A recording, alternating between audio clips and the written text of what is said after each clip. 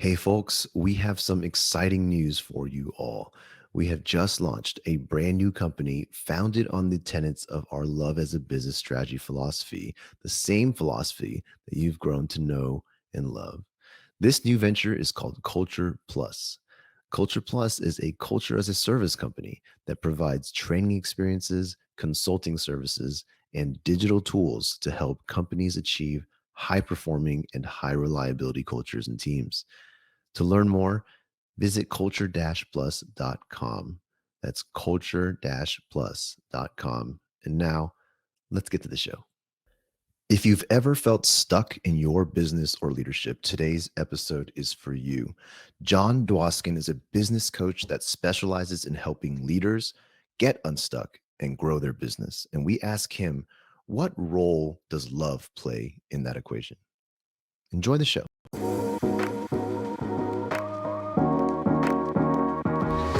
Hello, and welcome to Love as a Business Strategy, a podcast that brings humanity to the workplace. We're here to talk about business, but we want to tackle topics that most business leaders shy away from. And we believe that humanity and love should be at the center of every successful business. I'm your host, Jeff Ma, and I'm joined today by co-host and co-author Frank Dana. Frank, how's it going today? Hey, Jeff, I'm feeling good. This button-up shirt is very uncomfortable for those that are watching the video. I'm wearing a button-up shirt. Which is, if you follow the show through video somehow, which I don't think is very many, you'll know that that's different. So good job, Frank. Way to mix it up.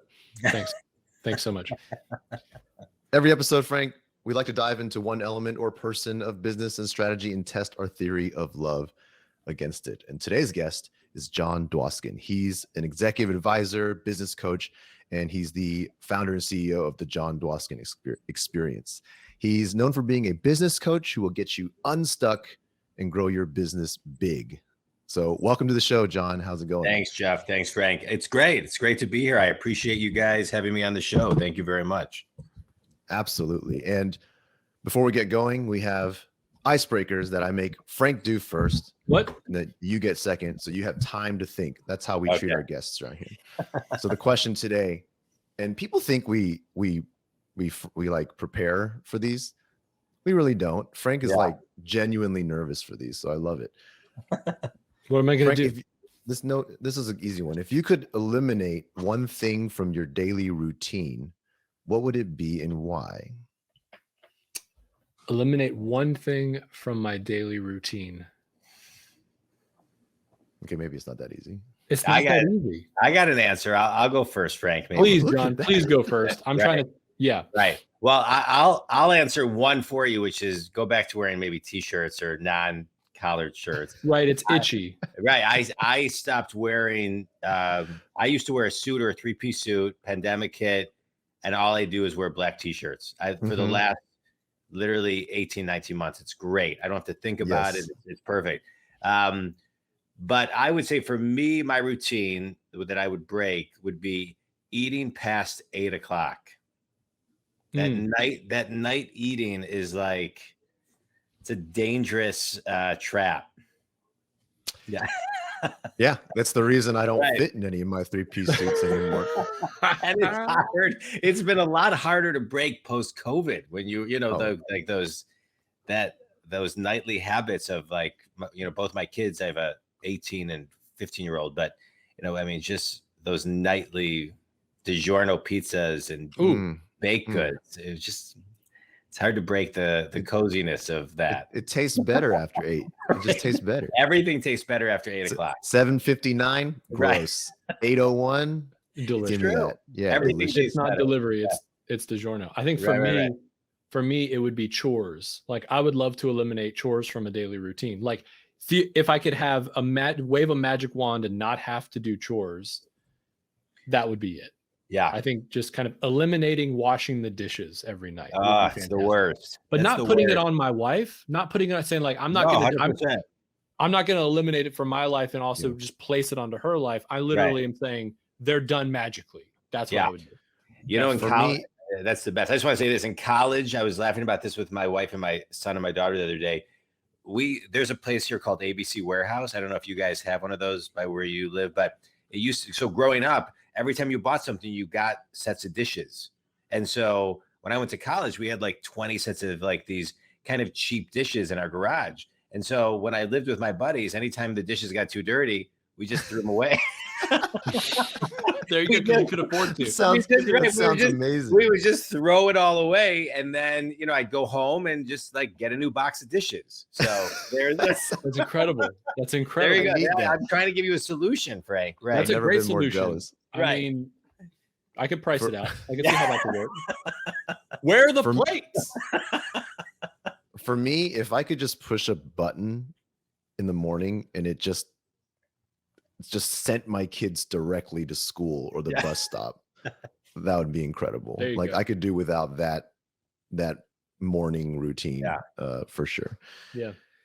Anyways, that was a good icebreaker. Thank you.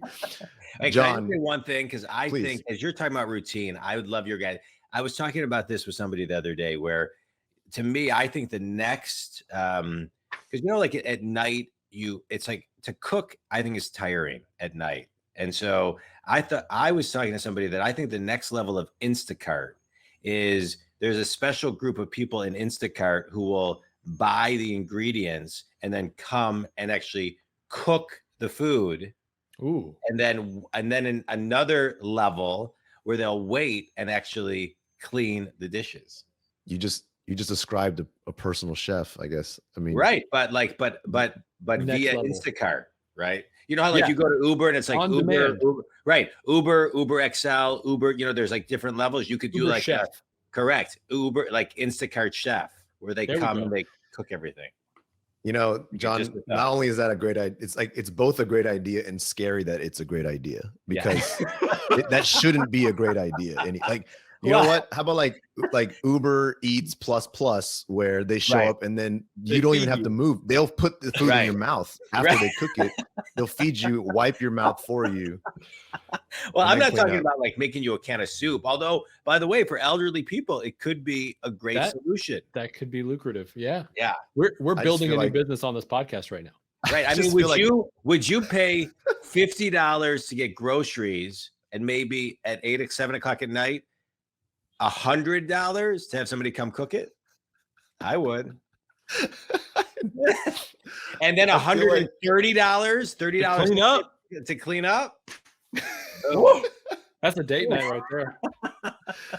I don't know if I'd pay that extra $8 to let a stranger in my house, to be honest. But we let strangers drive us all over. We let strangers drive us every day with Uber. I never think about it. They're vetted, man. They're vetted. We got to get them in place. Yeah. Right now, hold on. I'm going to pencil Jon down for another episode where we dive into this business idea. Right. No, it is an idea. It's $1 billion idea. I'm with you. Yeah. And now we're gonna partner up. We're gonna make this happen. Good. We'll call it like Schmoober or something like. Yes. Right. Yeah. All right. Well, Jon, let's talk about you. We're definitely gonna dive back into that business idea off the air, but let's talk about you.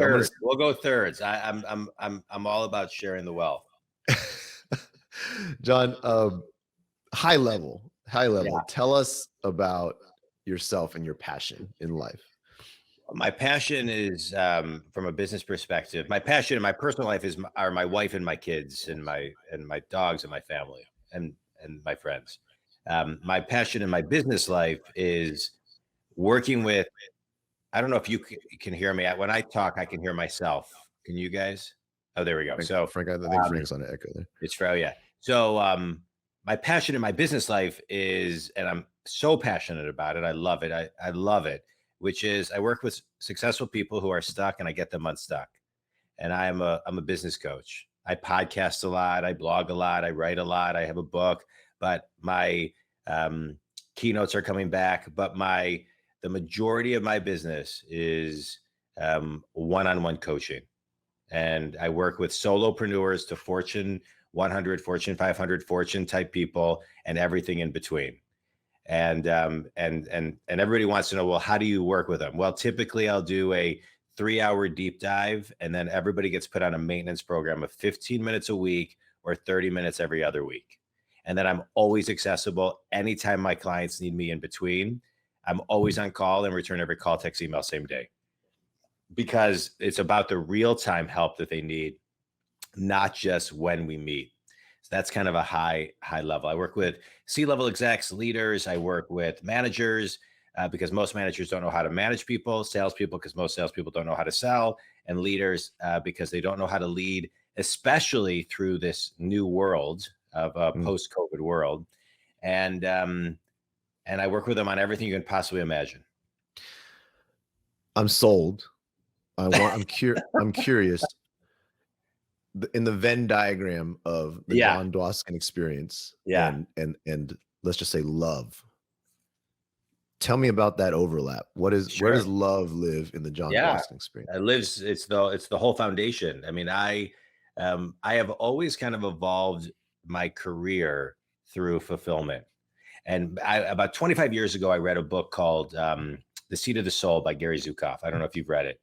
It's a phenomenal book. And in it, what he talks about is that the ideal soul is when the ideal human being is when the personality ends and the soul begins. And I remember 25 years ago when I read this, I thought, I'm out of alignment, right? Because I know what my soul is, but I was kind of more brash in a business environment than my soul was. And I didn't know how to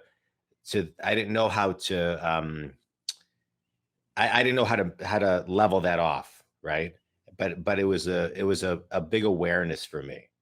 And so that just that line, that book, right. And it kind of morphed it for me. And so I thought, all right. And then a quote by Tony Robbins, which is one of my favorites, which is success minus fulfillment equals failure.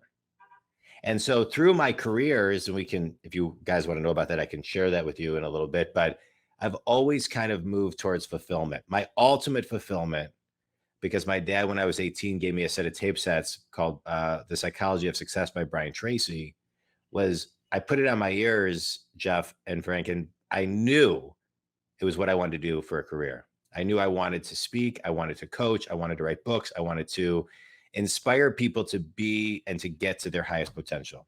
So I became obsessed with learning all through college. My whole life. I'm 49 now. There isn't a day that goes by that I'm not growing myself so I can help other people get to their highest potential.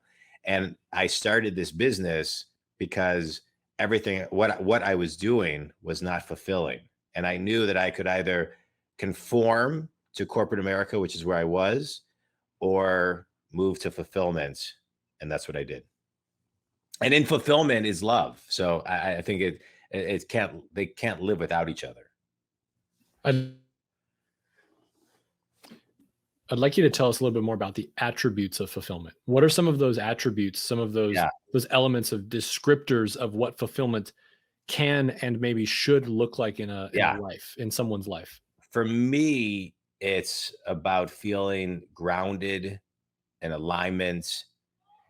For me, it's about feeling like I don't have to over describe what I do to anyone.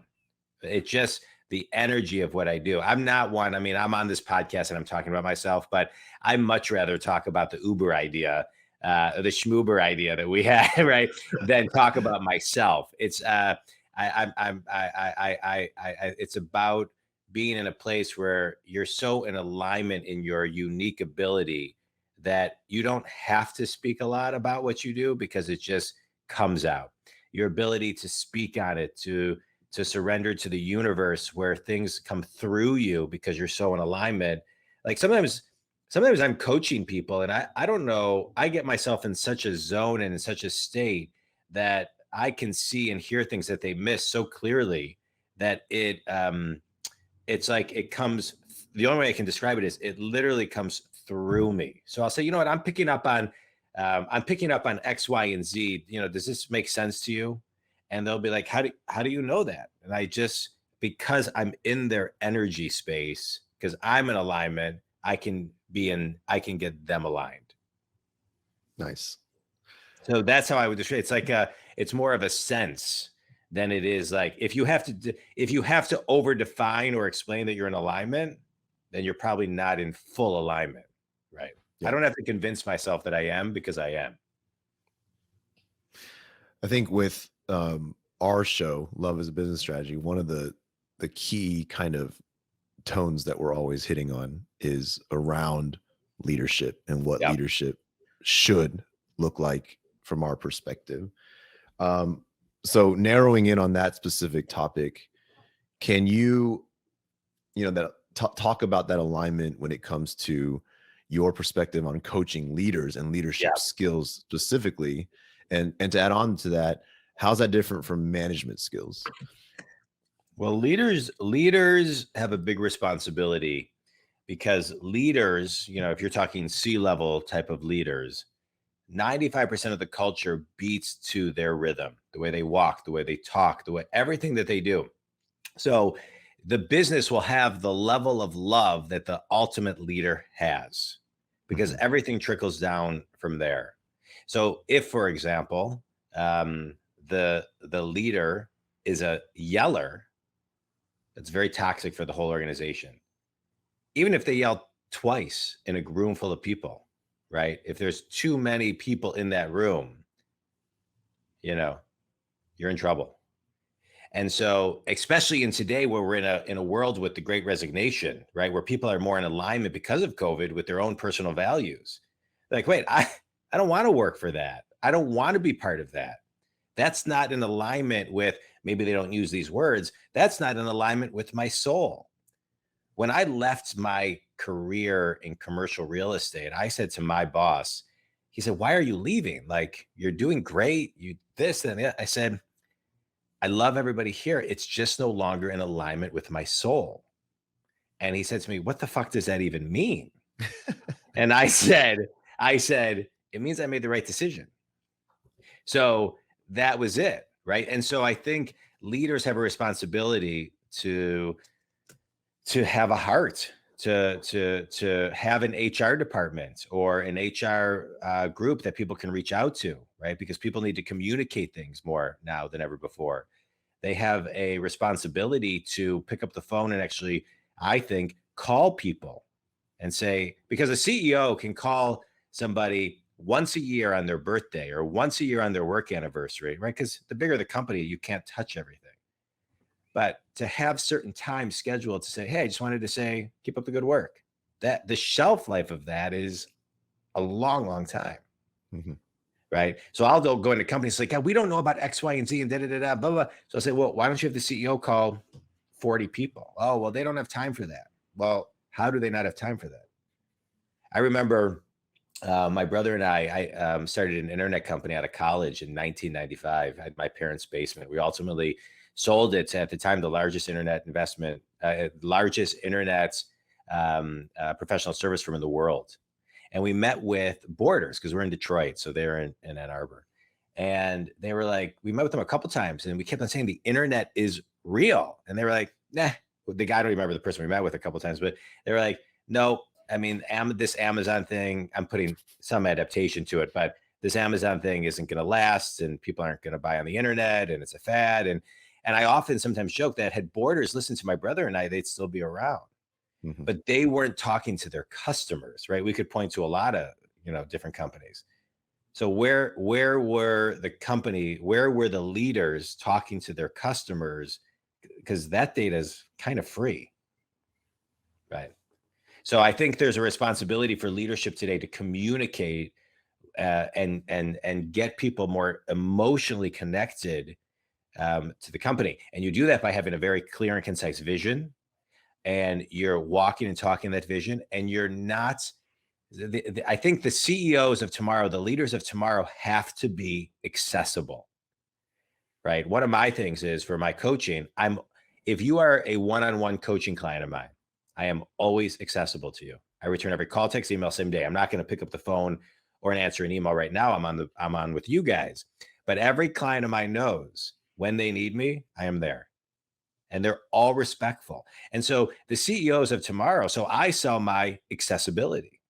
And so the CEOs obviously can't have everybody just calling them. There's got to be some chain of commands, but they've got to be approachable because the next decade, pre-COVID studies were showing that by the year 2030, 85% of the jobs that exist do not exist today. And some additional studies And people will point to COVID accelerating that 3 to 7 years, depending on who you talk to. Yeah. And so the businesses of tomorrow require more effective communication, right? Where people feel connected to the CEO and the vision, not just the vision and some empty face, in my opinion. I love that. Yeah, Yeah. absolutely. I feel the same way. I love the way you articulated that. Thanks. I have a question around your philosophy, or I guess your tagline. You pride yourself in getting, I guess, people unstuck is your Mhm. term. Can you describe, and again, I'm kind of narrowing in on this focus on like leadership and leadership skills a little bit, but Yeah. even more narrow here. Can you share kind of what being stuck looks like from a leadership, or even better bonus points from a cultural Yeah. um, culture perspective? Do you have any anecdotes or experiences that you can share there? Yeah.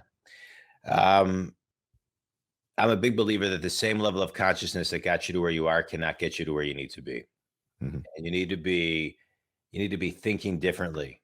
And sometimes people are stuck.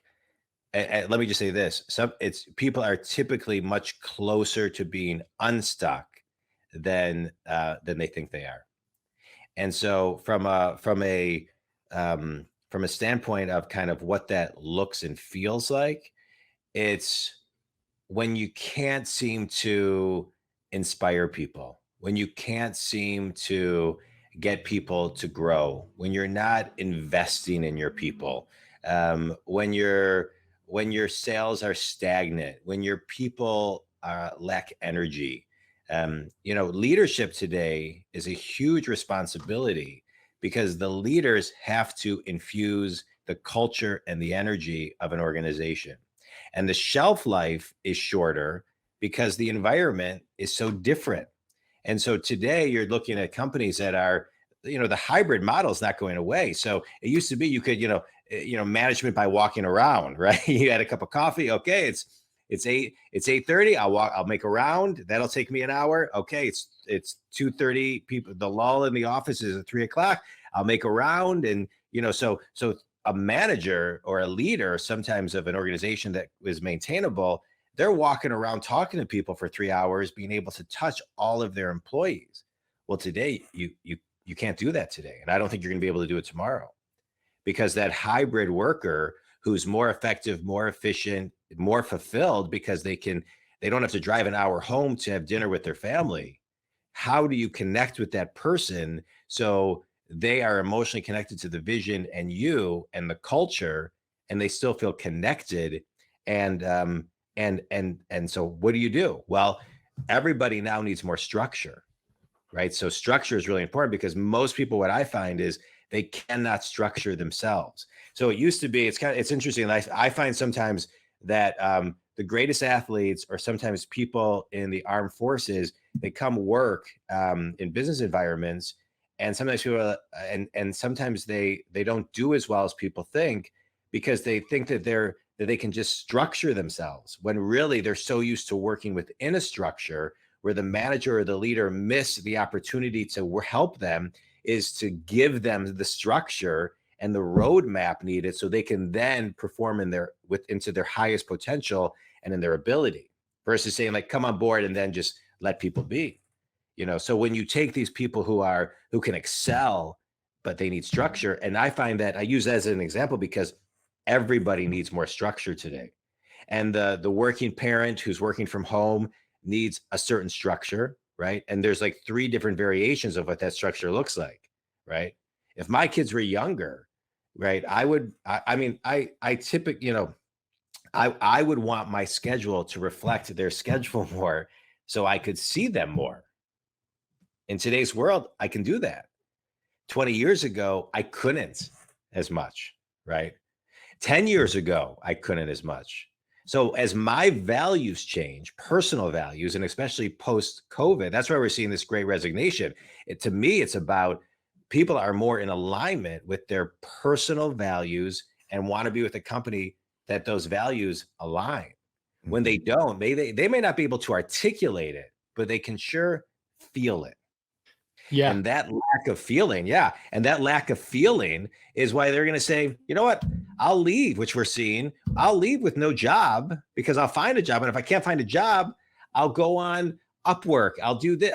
I will figure out how to make some money until I can figure it out. Mm-hmm. So what does stuck look like? Stuck looks like if your company doesn't have systems and processes and ways of over communicating and helping people put structure in and forecasting where your business is going to be 1, 2, 3 years from now. If your company doesn't have a succession plan of every single employee, if your business isn't recruiting to make sure that you have the right people and you're building an org chart for the future, then you're already kind of stuck because you're not forecasting effectively. It also feels like that also limits your ability to be resilient, right? Because what you're talking about is this very cyclical nature of business, that there will be a downturn at some point in time, depending on what organization you're working with or what industry you're in. And if we're not preparing for that, then we're ultimately, being ineffective. So if we're in a good position as an organization, that's the time where we need to be building more resilience, right? But leaders aren't thinking like that in regards to, I don't know, maybe it's just feeling like they get to that comfort level that they don't want to push against that resistance. What are you seeing in regards to that, the need to build more resilience? Well, resilience, listen, I think I'm seeing a lot of it. I talk about resilience a lot. I love resilience. I love the word resilience. I love the word discipline, because resilience is how quickly you can bounce back, right? So what we saw a lot of when COVID hit, I was at a workshop for like 30, 40 people. I think it was like March 12th of 2020. And everyone was like, is this COVID thing something? And then like the next day, the world shut down. So we were like, we didn't even know we were at like a super spread. And then March 2nd of 2020, I was doing a keynote at a group where there was 400 people. And they then canceled all of their international and domestic travel because they were like, wait, this may be something. But we were all flying. No, I mean, everyone was like just kind of, and so then all of a sudden, March, I can't remember the exact date. Let's just say March 15th, the world completely shut down. And people had to be resilient within 2 weeks. Companies who had never been hybrid, work from home, scared of it, thought it was a millennial thing. They were like, whoa, our people don't even have laptops. We don't have systems. We don't have processes. And so they had to be resilient. Well, that was reactive resilience. So proactive resilience is where you teach people, okay, I think part of being a leader today is teaching people and validating and giving them space to take care of themselves. Part of resilience is, hey, I want everybody in the company to meditate. So I, as a business owner, am buying everyone in my company the Calm app. I want you to be able to recalibrate yourself so you can be resilient. I want to encourage everybody to take a 20-minute walk every day, because if you're not in nature and you're not recalibrating and you're not diffusing your brain, you're not going to be able to be resilient. So if you're at home and you're listening to your dogs bark and you're and you're making your kids lunch in the middle of the day and you're actually more distracted, it's easy to come to the office. It's quiet. Right? And so you have to kind of give them the tools today, because most people will not take care of themselves. Most people will not invest in themselves. They want a company to say, here is a gym membership, even if it's a Planet Fitness. Here is a meditation app. I've given you tools. They're not mandatory, but I want you to know that I value you to take care of you. I like the idea of understanding that resilience doesn't just mean resilience for an organization to be able to rebound. It's also the personal ability to rebound or remove distraction and come back fresh, right? And I feel like most often we're talking about operational resilience for organizations to get back to those business outcomes.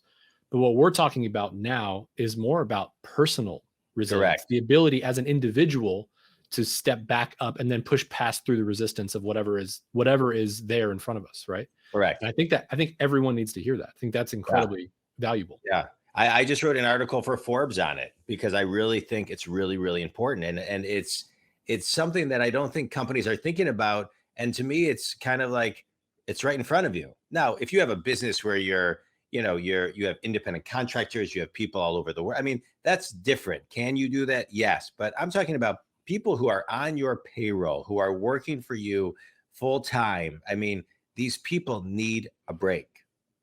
They need a break. I do a lot of time management. I teach a lot about time management. That seems to be my most popular keynote that I do, time management. And I became obsessed with time management because when I was 18 years old, my dad signed me up for a Franklin Planner time management weekend. I was 18. I was the youngest person by like what felt like at the time, 300 years, 40, and I was 18. But I became obsessed with time management. So I teach a lot of time management. Simple concepts, time blocking, how to organize your day, things of that nature, but not simple to me, not simple to the masses. And so you got to teach your people. When I keynote, I talk about meditation and the importance of quiet time and doing something for yourself. And CEOs or leaders, they have to incorporate that because people are going to burn. I would predict that people will burn out way faster in a hybrid model because they're not re-energized by, listen, I just got an office. I haven't had an office for 6 years. I just got an office in June. It's great. I love my drive to the office, the ritual of an office, the coffee at a certain time at the office, right? There's like something about it that like, I'm not listening to my dogs bark every time they see somebody walk by because my dog, sits in the room. He's the same color as my chair, so I forget he's there, and then he barks and scares the hell out of me. You know what I mean? While I'm like live on a podcast, or you know what I mean? Like, and so you need that, right? The guilt of my kids kind of coming home, and I'm in my office in a meeting, and I can't go say hello to them, but I'm like, and I'm in a meeting, and they're talking me through a door. It's like there's all of these added pieces of that I think owners have to kind of fall into and then lead and manage and just say, hey, it's okay. Right. I think one thing that you said kind of stuck out to me as something that I would want to break into a little more and not really challenge what you're saying, but add on, because I think I really feel this, I'm really feeling aligned to like this need to give people that the tools and show them that, that you value kind of their own mental health, their personal kind of space and things like that. I think one of the challenges that I've seen working with leaders, especially, is that they don't start with themselves though. Like they don't, like you can convince them that, hey, you need to spend X amount of dollars on getting everybody an app, or getting everybody, allowing everybody to take certain amounts of times off and things like the starting policies. But I've also seen that kind of fall flat when, they themselves don't actually believe in that change or that need, or that because what people end up getting is perks and benefits that are kind of empty behind kind of the attitudes and behaviors that are still hitting them from leadership or from their boss or their environment, right? So it's like, oh, great, I have this app provided to me by the company, but my boss is still treating me like, that I need to work X amount and I don't matter. Right. And so these, I think there's this, I want to hear your take on that, I guess, because I think it's much easier to advise people or coach people into, here are some processes and tools that you can implement. But how do you get people to, look at their behaviors and their own mindsets first? Well, it's not what you preach, it's what you tolerate. And leaders, if they're saying one thing and doing another, they're just going to see a lot, they're not going to see the retention that they want. And I think a lot of old school leaders, when you talk about love and, love is a business strategy and you got to think with your heart, and, they're like, okay, I will after I, the bottom line makes sense, right? After I'll do that, and so, but can you do both? I think you can do both, right? Can somebody, as an owner, as a manager, to me, in an organization, accountability is key, right? Accountability with authority is key, right? Not an authoritarian, but accountability with authority is key. Training is key, teaching people things. But everybody, in my opinion, needs a very detailed, specific, and measurable business plan. Hey, here's what you need to do. You need to accomplish this. Yes. Should you meditate? Yes. Should you take some time for yourself? Yes. Should you do this? Yes. But you also got to hit your goals, right? So this isn't a spa, it's a business. But we understand mental health as well as a big thing. So here's your goals every quarter. Here's your goals every month. Here's what we need to see every week, right? Because we need to grow as a business. If you're not doing that, then there's consequences. And those consequences should be laid out, right? In most businesses, you will get a verbal warning, you'll get written up, and you may even get let go. The obstacle is that people are nervous right now to say, here's your business plan, here's what we're holding you accountable for, because the leaders are nervous that people are going to quit. Well, I don't want to be held accountable. Well, but this is a job. But if you're going to make me feel bad that I didn't hit my goal, I'm going to quit. Okay, but this is a company. We need to grow, make money. We need to do what we say we're going to do. So then you reverse engineer that. You got to hire the right people, right? You have to recruit really well, because at the end of the day, people still have to do their jobs. Now, to answer your deeper question, a leader who says one thing, but then makes somebody feel guilty for doing something, right? The opposite. Hey, I want you to take time with your family. Okay, we're going to go on a long weekend and I'm going to take Friday off. Okay, but I expect you to take all my calls because when I say jump, I expect you to jump, right? That type of leader is going to see people leaving the company, right? I don't think guilt is the characteristic of the future of what people are going to live by. And I think the more people realize that they, sometimes I run this, I talk to people and I say, hey, I don't have my phone anywhere around me, but it doesn't matter. But I'll say, what do you make a year? And they'll say, I'm just throwing out a number, $100,000 a year, right? I'll say, okay, so if you, hold on, I don't know where my phone is. Oh, here it is.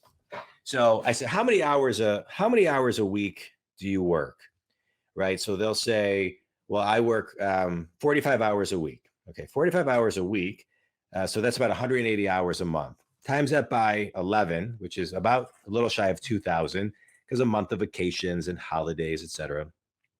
So if you make, let's just say $80,000, right? And you divide that by 2,000 hours, that's $40 an hour. And so I think what people are starting to realize is, wait, I can figure out a way to make $40 an hour. My babysitter gets $15 an hour. So all I got to figure out is, right, my masseuse gets $100 an hour. And I'm getting $40 an hour. So what could I do that could make me $4 an hour? Because I don't want to feel this type of pressure, right? Now, there's difference between pressure of a business plan and pressure of a business plan and then feeling like people are overstepping what I'm hearing you say, overstepping the line, preaching one thing and then expecting something else. Well, what I'm saying is also, I think where a lot of people need coaching is how to hold people accountable, right? Yeah, I do that a lot. I work, yeah. Because that's what I'm saying is that I completely agree with you. It's a business. We have to hit our goals. And I see the problem you're stating as well, which is, people, it's sometimes hard to, and this is a problem. You're in my wheelhouse now, because when we teach love as a business strategy, one of the top things that comes up is, well, how do you be nice to people all the time? And I have to demystify that right away. Right. Like, you're not nice to people all the time. You're empathetic, which is different. Right. But you're still holding people accountable. And I think that's where I see the biggest gap at times, because absolutely we need to hold people accountable. But I think people are more upset by how you hold them accountable than necessarily being held accountable sometimes, right? Well, but I'll get into the crevice of that, Jeff, because I think what it is also, it's a training issue. So there's different generations. So like there's generations where it's kind of like I'm 49. I don't know how old you guys are, but I'm 49. And so there's when I was younger, whether I had my own business, but more when I was in corporate America, there's certain things you had to figure out, right? But the companies that figured it out, that had really great training, so they always had training on the crevices of everything. So it was kind of like, hey, you need to evolve here. It's not like, okay, go figure it out. It's like, hey, you need to evolve here. Like I work with a lot of companies that say, hey, these 10 people in the company are great. This person's making $500,000. This person's making 100,000. This person's making 2 million, 3 million, 5 million, da, da, da. But here's the crevice of where they need training. They can't see it. So then they will invest in me to coach a lot of the people within their organizations in the nuance areas that they need training in, coaching in, right? I think it's the CEOs that aren't, I shouldn't say the CEOs, but the C levels and those type of people that are not investing in the training of their people and just expecting them to build the narrative of what's in their head that they're not even articulating properly. That makes sense. Yeah. Yeah, that's a good point. I think that's very interesting that there's not a level of training now from, like you said, the crevices is an interesting kind of, it's like the edges, right? Like smoothing out the edges, buffing out the elements that need to be buffed out that are blind spots for most people, blind spots for yourself, and being willing to say, hey, I haven't had the same life situation that you've had, Jon. I've not gone through the same experiences that you've had or been in the same business encounters that you've had either. And so your experiences and seeing my way of doing business, you're going to be able to notice those things. Right. And one of the kind of the statements that we like to talk about is being honest over being harmonious. Yeah. Because there's the necessity of being honest is reducing the fake harmony that everyone wants to have. Right. Right. Because if there's just a nice culture and that's what your goal as a leader is, getting to the position of being nice with each other. Yeah. Ultimately, that harmony is not real. It is kind of created in the vacuum of not wanting to be honest with each other. Right. And when we're saying honesty, I'm not talking about like rude or purposefully, attacking people in a way that kind of cuts them down, but creating an environment where that honesty creates accountability. Right. And if you're able to create actual and have honest conversations with people about areas that they need to improve or things that you've seen, it creates opportunity for accountability. And that also gives people a chance to see that they are cared for. Right. Correct. So to me, kind of what you're saying, it all makes sense to me in sort of like building towards a goal of business outcomes. Right. If I'm cared for and I see that my C-level, my leadership team is interested in investing in me, then guess what I'm going to do? I'm going to put forth the effort. Yeah. I'm going to work because I see the value. They see the value in me and I see the value in sticking around. Right. And that to me is kind of this, it's all interconnected. 100%. And you got to be, as a leader, you have to be able to say tough things in a tactful manner.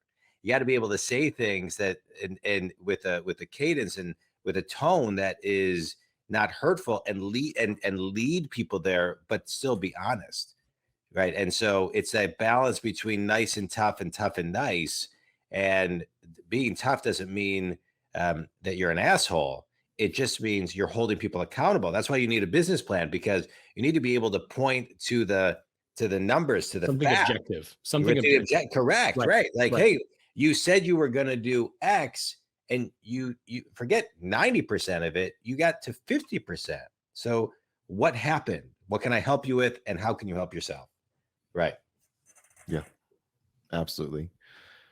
Jon, there's a lot more I want to dive into, including our new venture that we're going to partner up on. Yeah, I'm excited about this. It's not about a name. I'm calling it Chef 2U, but it's the number 2 and the letter U. It's not very good. It's a first pass. I need some feedback from this team. I like it. I like it. And the U can have like a tongue, like, like a slurping up the pasta. Come on now. Yeah. Come on now. Jon, before we part ways though, can you tell us a little bit about your podcast, your business? How can listeners reach you? I appreciate that. Well, anybody can call me on my cell phone, 248-535-7796. I give it to every podcast, everything. I give it, everywhere. I'm a big believer. I answer my own phone. I make my own calendar. I promote accessibility, and I am accessible. My website is jondwoskin.com. And through that, you can get to all my stuff. You can get to my blogs, my tips, my videos, my podcast, my Think Business with Jon Dwoskin podcast. And it's on every platform, but you can get to everything through jondwoskin.com. Awesome. Yeah. And Jon, I do really appreciate you taking the time today to share that knowledge, drop that wisdom, and just in general having this really great conversation. So thank you so much for being here today. Thanks. I appreciate you both. Thanks, guys. Appreciate it. Great. Yeah. And to our listeners, thank you as well. Please be sure to check out our book. I'll never stop plugging it, and I'll say it every week. Love as a Business Strategy.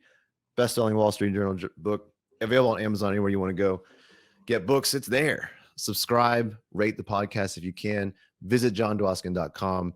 Tell a friend about all of us. Frank, thank you for joining us as well. And with that, everybody have a nice day.